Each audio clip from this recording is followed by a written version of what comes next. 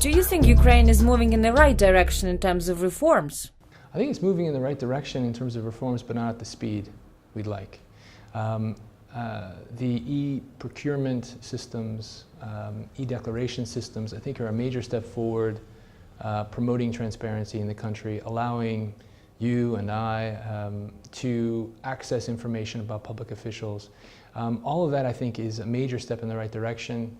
I do think there's a tendency to discount these types of achievements, given that the discourse about Ukraine tends to be highly judgmental and evaluative, but not always descriptive in the right way. And as we discussed today, Ukraine's national identity can be really, I think, productive in the quest to advance more reforms within the Ukrainian state, particularly on the issue of corruption, given that administrative corruption within the Ukrainian state really does target the poor and vulnerable.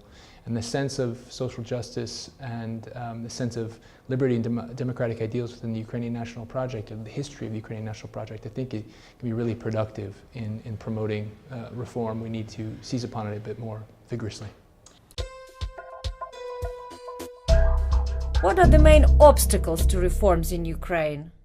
There are so many entrenched interests to speak about, and there's so many let's say representatives of the status quo. I think the biggest thing I'd like to focus on is the question of apathy and cynicism. I mean, part of the Russian aggression against Ukraine has been to postpone and, let's say, recede from the scene a sense of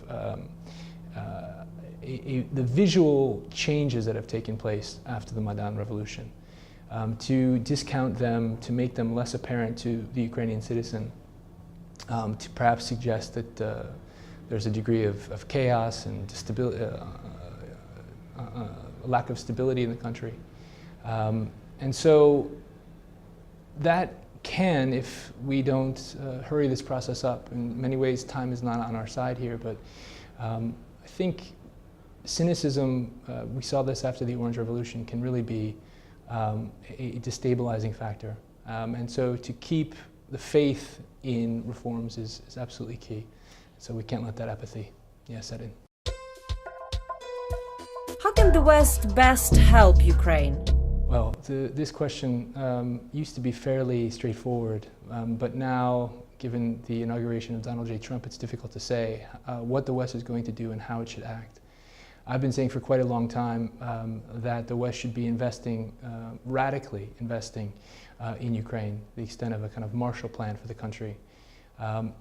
The rhetoric of concern, the rhetoric of anti-corruption is all understandable and well warranted, but there needs to be real, directed and focused engagement with both Ukrainian political officials and civil society.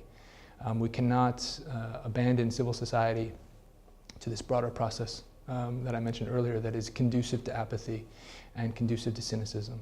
So if the West keeps supporting civil society, and if we here in the West pay more close attention to the vibrancy and diversity of Ukraine and advance knowledge about the country in a new way, then I think we'll be playing our part.